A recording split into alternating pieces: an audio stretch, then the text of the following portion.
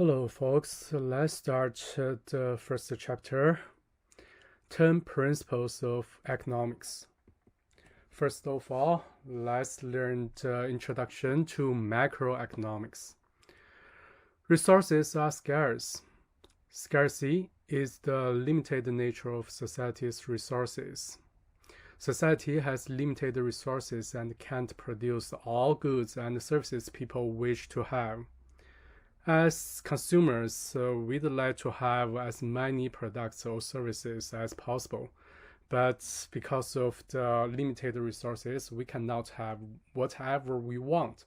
So, as a solution, we have to choose what we want most and use more resources to produce those products. So that is the economics. It's the study of how society manages its scarce resources. Economists study the choices people make using the scientific method, and usually we learn how people decide how much they work, what they buy, how much they save, and how they invest their savings. Economists also study how firms decide how much to produce and how many workers to hire. For both people and firms, or individual consumers and firms, those are individual. Economists learn how individuals make decisions. And economists also learn the whole society, like how society decides how to divide its resources between national defense, consumer goods, protecting the environment, and other needs. So the first two are usually related to the individual part, so that's microeconomics. And for society, that consists of consumers, firms, and government. So that's like a general definition. So that's the macroeconomics. Types of economies. It includes three different economies. The first one, centrally planned economy, an economy in which the government decides what to produce, how to produce it, and who receives the goods and services. So for centrally planned economy nowadays, in my mind, maybe only one country applied this economy, that's North Korea, because that country is the government decides everything, what people, what firm should produce what kind of product, and how to allocate those goods and services to individual citizens. The second economy is the market economy, an economy in which the decision of households and firms jointly interacting in markets determine what is produced, how it's produced, and who receives the goods and services. There are no more countries to apply this economy anymore, but we usually assume in economics, we assume that economy is a market economy and it's easier for us to study economics. And the third economy is most common. It's the mixed economy, an economy in which most economic decisions result from the interaction of buyers and sellers, but the government plays a significant role in the allocation of resources. Here, the reason why most countries apply the mixed economy, because usually government need to play some roles to solve the economic problems. And what significant roles or what roles the government can use or to play includes fiscal and monetary policies, are the key strategies used by country's government and the central bank to advance its economic objectives. In the United States, the central bank is the Federal Reserve System, or we can also call it Fed. We are going to learn the fiscal and the monetary policies in the future chapters. Microeconomics and macroeconomics. As I talked before, for micro, we just talk about the individual decision, like Microeconomics is the study of how households and firms make choices, how they interact in markets, how the government attempts to influence their choices. See, household, firms, government, just individual decision. However, for macroeconomics is the study of economy-wide phenomenon. Again, it's the society includes both household, firms, and government together. That is the macroeconomics. Usually, it includes inflation, unemployment, and economic growth. So we are going to learn all of them in details later this semester. Next, 10 principles of economics, how people make decisions. It includes 4 principles. All of those 4 principles relate to the microeconomics. And we are going to learn these 4 in details. Principle 1, people face trade-offs. To get something that we like, we have to give up something else so we also like. For example, going to a party the night before an exam, what we get is we enjoy the party, right? But we have to give up something. What we give up is less time for studying. Another example, having more money to buy stuff. We need money to buy the goods and services we want. As a result, we have to give up something for the money. Is working longer hours. That means less time for leisure. The third example is to protect the environment. If we want to protect the environment, we need to decrease the use of fossil fuels. But that is the key energy we need to use to produce the goods and services we need, right? But instead, if we need to protect the environment, that means we need to decrease the production. So that's another trade-off. Except for individuals, the whole society also face trade-offs.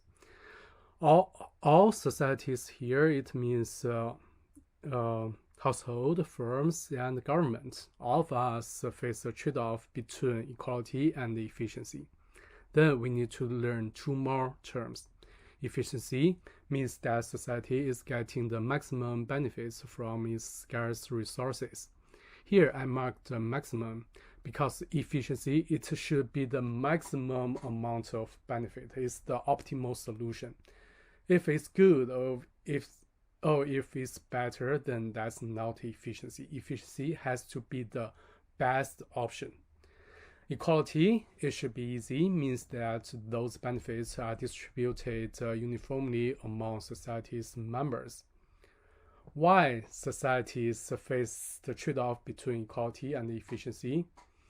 Imagine the most efficient way to produce goods and services is to allocate or give all resources to the most productive person in this world. And that person with all the resources can produce the maximum amount of goods and resources for people to consume.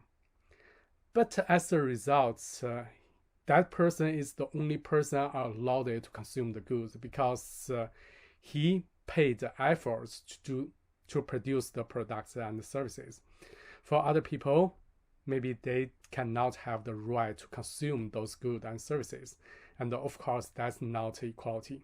So for the government should take some benefit from the productive people and transfer those money to the poor people to guarantee that poor people still has enough money to buy the goods and services they need.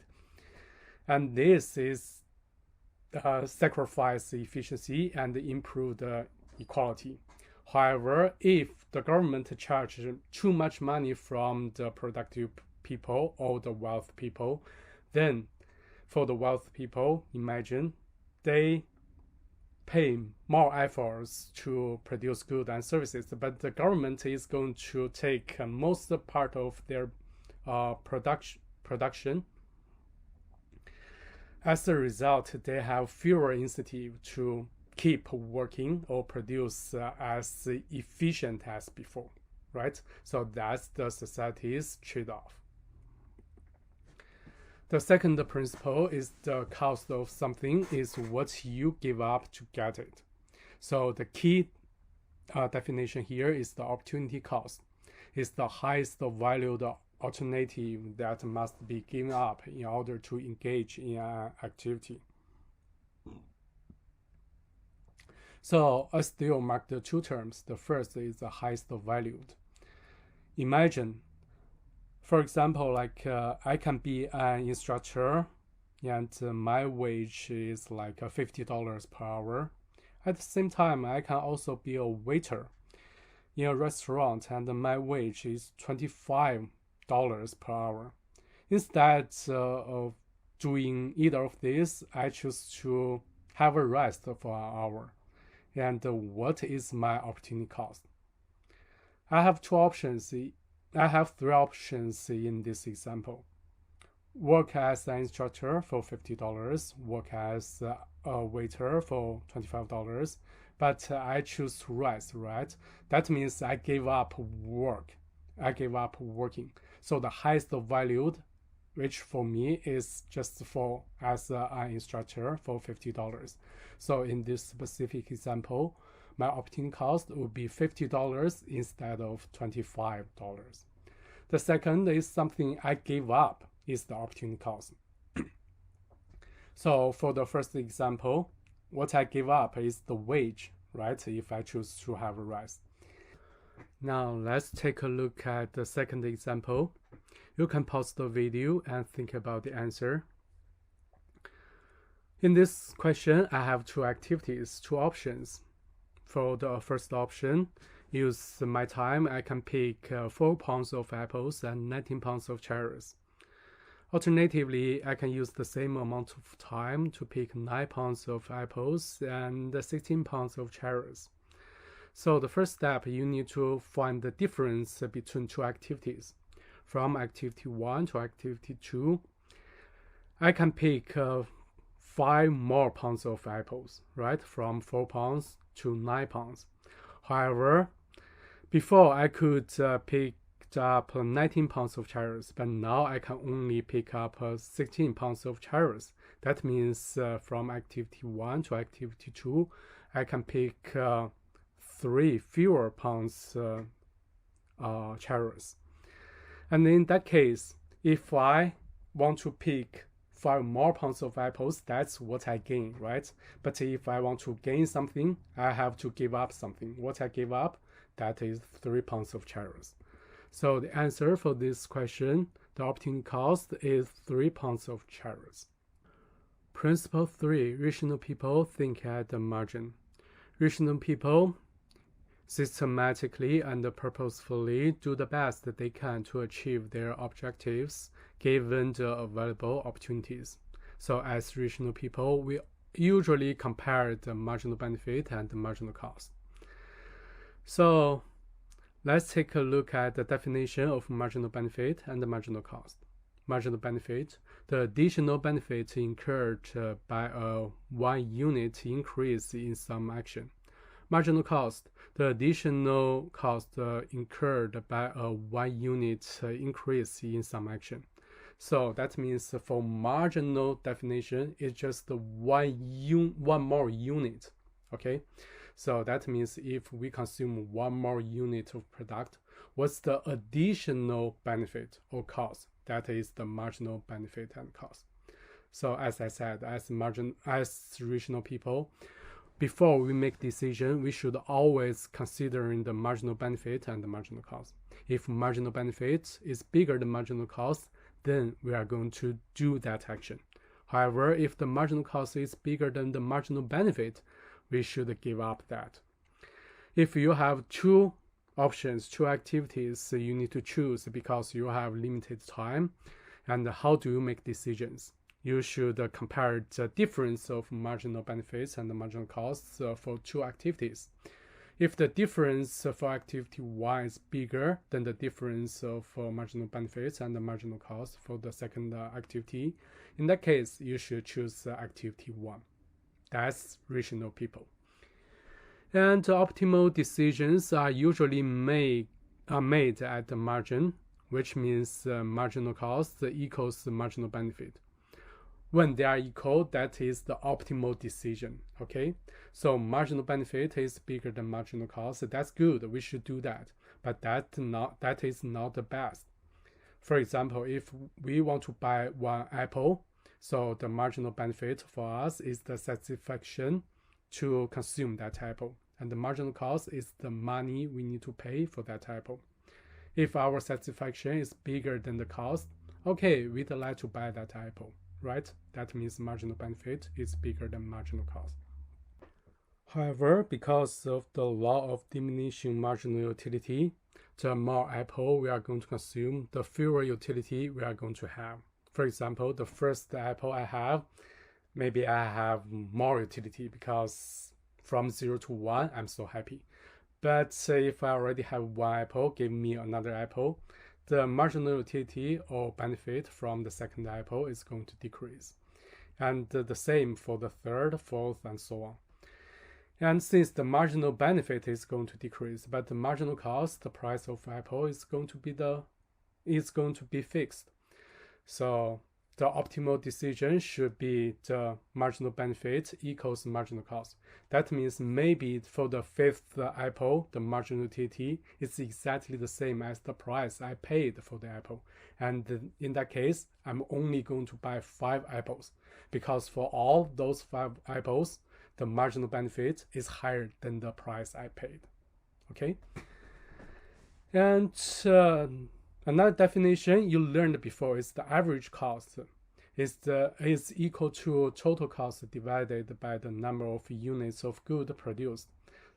I list the definition here because I want you to distinguish marginal cost and average cost because they are two totally different definitions. For example, you can again pause the video here and think about the answer. The first question is if I only want to buy one pie of pizza, such as I'm not hungry, I only want to buy one, then I need to pay $6. So for this one pie of pizza, what's the marginal cost? What's the average cost? So again, go back to the definition. The marginal cost is the additional cost, right? From 0 pizza to 1 pizza, I consume 1 unit of pizza. And the additional cost is from $0 to $6. So the difference would be $6. That means the marginal cost is $6. And the average cost, by that definition, is the total cost divided by the number of units. So if I only buy one pizza, total cost $6 divided by the number of 1. So 6 over 1, that's $6. So for part A, the marginal cost equals the average cost equals 6. However, for the second question, if I'm hungry, 1 pizza is not enough. I'm going to buy 2 pizzas. In that case, since I buy more units, the sellers are going to give me some coupons or discounts or whatever. I only need to pay $10. So the marginal cost is the difference between the two total costs. If I buy 2 pie of pizza, my total cost is $10.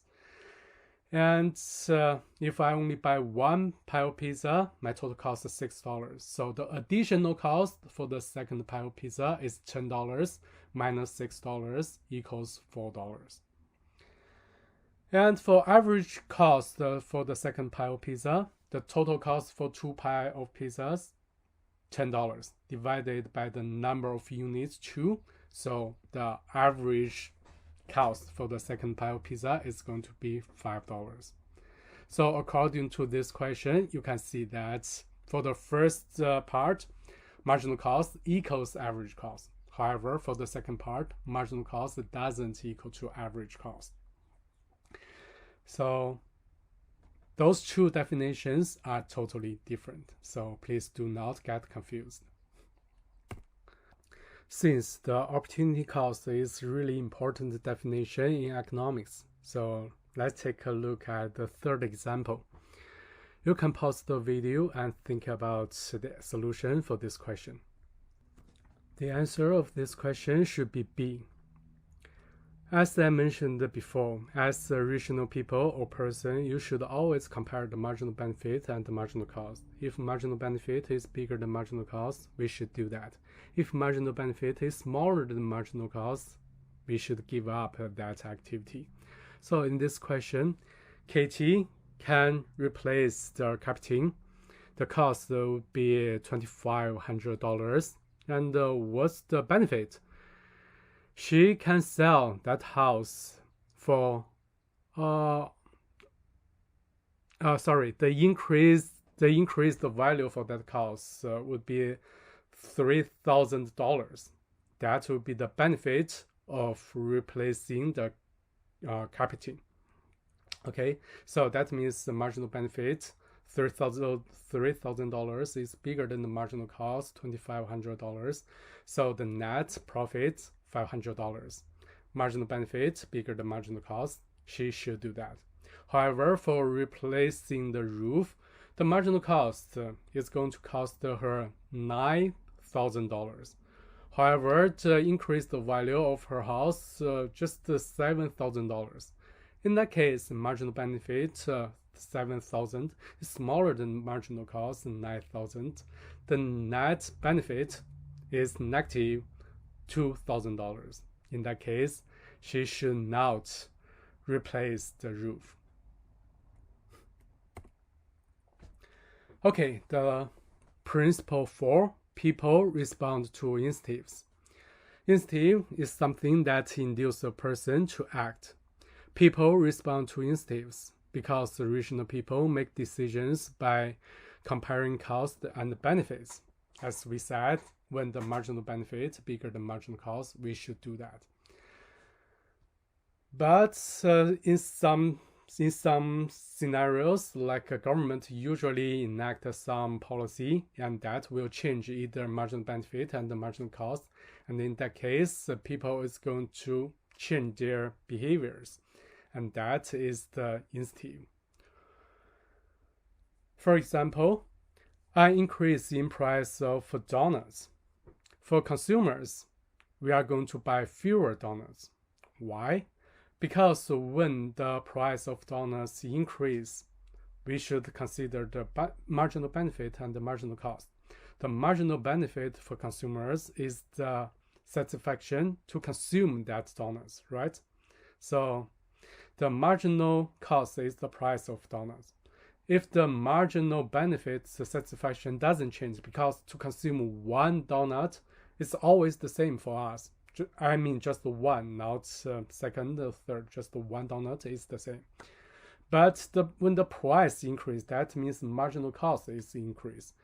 That means for some people, the marginal cost is going to be bigger than their marginal benefits. For those group of people, they will stop buying donuts. That means fewer consumers are going to buy donuts, or consumers are going to buy fewer donuts. However, for sellers, they should produce more donuts because the marginal benefit and the marginal costs are different for sellers. For sellers, the marginal benefit is to sell one more unit of donuts. What's the money they could earn, right? That's the profit. That's the marginal benefit. The marginal cost for sellers is the money or the cost to produce 1 unit of donuts. So in this question, the cost doesn't change.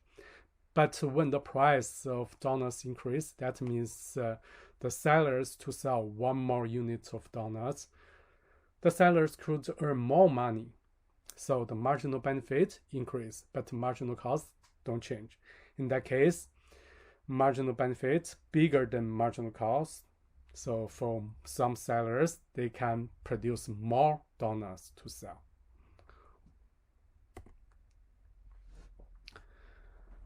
How people interact. Principle 5 through 7. Those 3 principles includes both micro and macro. Principle 5, trade can make everyone better off. People benefits from trade. people can buy a greater variety of goods and services at a lower cost. Usually, trade can make everyone better off. Why? Because before we trade with others, or before we make choices, we always consider the marginal benefit and the marginal cost. The prerequisite for our trading is always the benefit bigger than the cost. Otherwise, we will not trade. So in that case, we can always get benefit from trade. Countries also benefit from trade. That could allow countries to specialize in what they do best, and for those countries to enjoy a greater variety of goods and services. For example, America is good at producing semiconductors, and China is good at producing shirts. If both countries producing both semiconductors and shirts, they cannot produce enough because both countries use some amount of their resources to produce some product that they are not good at. Imagine if America can allocate all the resources to only produce semiconductors, and China can use all of its resources to only produce shirts. And then, in that case, since they are good at their specific production and they can produce more units, and after that, they can trade with each other, that can make both sides better off. Principle 6. Markets are usually a good way to organize economic activity. Adam Smith's The Invisible Hand, I don't know if you heard that before.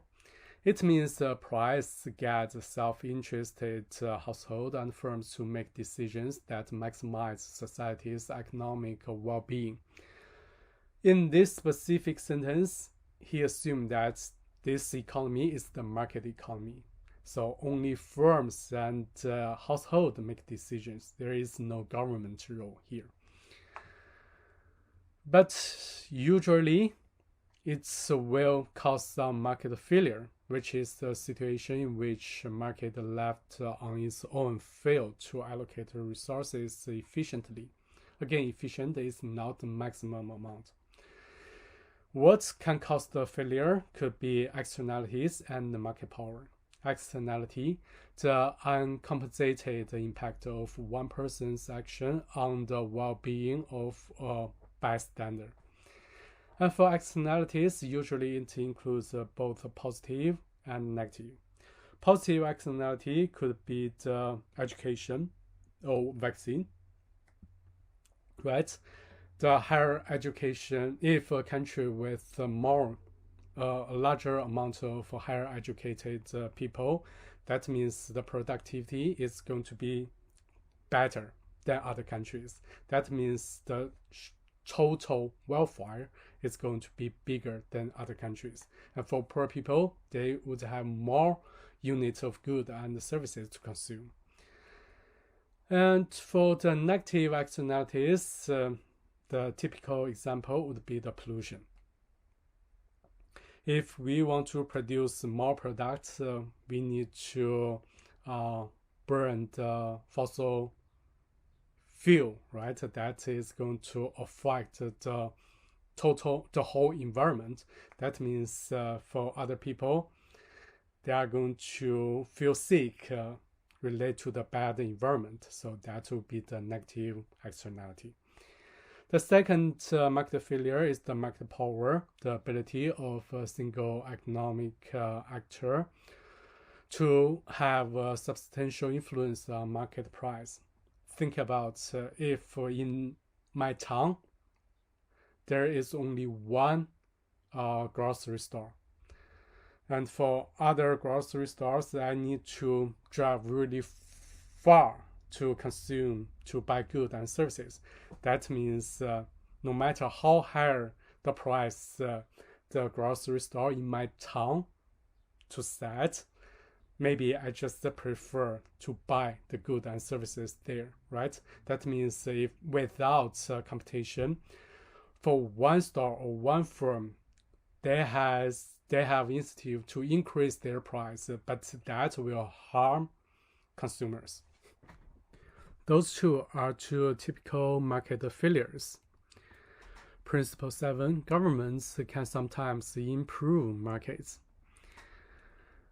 Government can do a couple of things to improve the market efficiency. For example, by enforcing property rights. So for market to work, for example, if I want to sell a pen, prerequisite is I need to show others that this pen belongs to me, right? Otherwise, I cannot sell it. So that's how government work, to enforce rules and maintaining institutions that are key to our market economy. And the second way to promote efficiency and avoid market failure is to decrease the negative externalities like the pollution credits.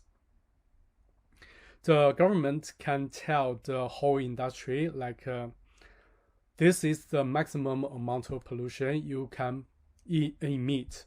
You cannot emit more pollutions than my policy. And in that case, the firms within the industry have to treat the pollution permits with each other. For example, like Tesla earns more profits from selling the pollution credits or permits. Market power is another market failure we learned.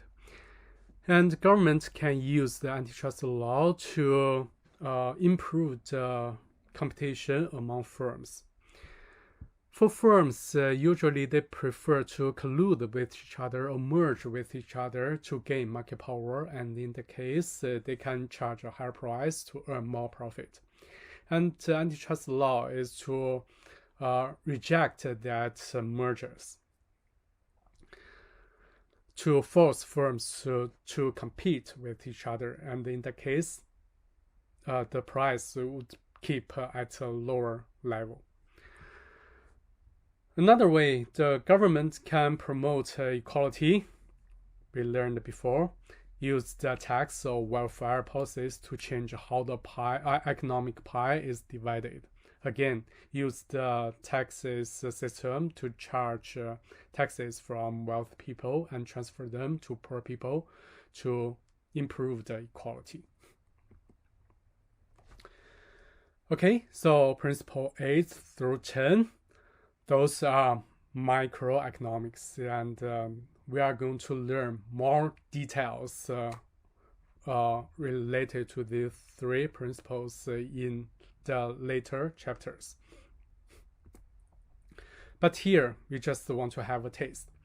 For principle 8, country's standard of living depends on its ability to produce goods and services. Huge variation in living standards across countries and over time. For example, in 2017, the average income in the United States was $60,000. However, in Nigeria was only $6,000. So you can see the difference is significant, right? 10 times.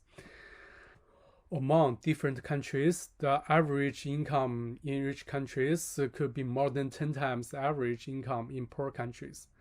Within one country, like the United States, the standard of living today is also about 8 times greater than 100 years ago.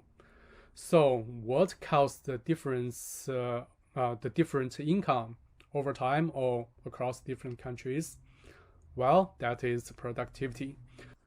The productivity decided by two sectors. The first is the quantity of goods and services produced from each unit of labor input. For governments, what they can do to improve the labor productivity, well, usually it's just from the education. Usually, the government should subsidize the education system and let more people to get educated. And in that case, people can improve their productivity and to produce more amount of goods and services. The productivity also depends on the equipment, skills, and technology available to workers, and that is the technology. So the government should also subsidize the institutions to let them to improve the technology and improve the productivity as well. So if the productivity increase, then for the whole country's income is going to increase as well. Principle 9, prices rise when the government prints too much money. Inflation is increase in the overall level of prices in the economy. So in the long run, inflation is almost always caused by excessive growth in the quantity of money, which causes the value of money to fall. The faster the government creates money, the greater the inflation rate. This should be easier to understand. For example, if, just the example, the whole society only has 10 apples, and if the government prints $100 and only for 10 apples, the price for each apple would be $10, right? But instead of releasing $100, if the government prints $1,000, but again the quantity of products for apples still 10 units, then the price for each apple is going to be $100, and that is the main reason where inflation comes from. Just when the government print too much of money. During pandemic, why inflation was high? Just because American Rescue Plan. The government gave individual citizens a huge amount of money. That means the government print too much amount of money and the price increase that caused inflation. The last principle is society faces a short-run trade-off between inflation and unemployment. What I want to emphasize is it has to happen in the short run. There is a negative relationship between inflation and unemployment. It will not happen in the long run. Okay, back to the rescue plan. Why government is going to provide that plan? Because during pandemic, lots of people just stayed at their own home. They cannot went out to work, and lots of firms fire people. That means the unemployment rate increased. And the government's solution was to give money to citizens. And in that case, people have money, they have incentive to consume more goods and services they want. When the demand increases, that means firms have incentive to produce more goods and services to meet consumers' demand. And in that case, if they want to increase their productivity or increase their quantity of goods and services to provide to consumers, the firms have to hire more people to produce the goods and services. So that's if the government wants to decrease unemployment rate, the government should print money and give them to consumers. And in that case, the price levels for product is going to increase. That will cause inflation. Okay, the bottom of this slide gives you another example. Suppose that government believes the economy is producing goods and services beyond its optimal level. The government therefore decides to decrease the quantity of money in the economy. So in that case, if the goods produce too much beyond its optimal level, that means the government wants the demand decrease, and that means to decrease the amount of money in the society. So the monetary policy decreased the economy's demand for goods and services, leading to lower product prices. When the money decreases, then the price of each specific unit should decrease as well. In the short run, the change in the price induces firms to produce fewer goods and services. This in turn lead to a higher level of unemployment. So if people need fewer amount of goods and services, then the firms have no incentive to produce as many as goods and services as before. Then they are going to produce fewer products. In that case, the firms are going to hire fewer people than before. In other words, the economy faces a trade-off between inflation and unemployment. So lower inflation leads to higher unemployment, or higher inflation leads to lower unemployment. And again, it's always happen in the short run. We are going to learn in the later chapters. Okay, that's all the materials for the first chapter. Enjoy.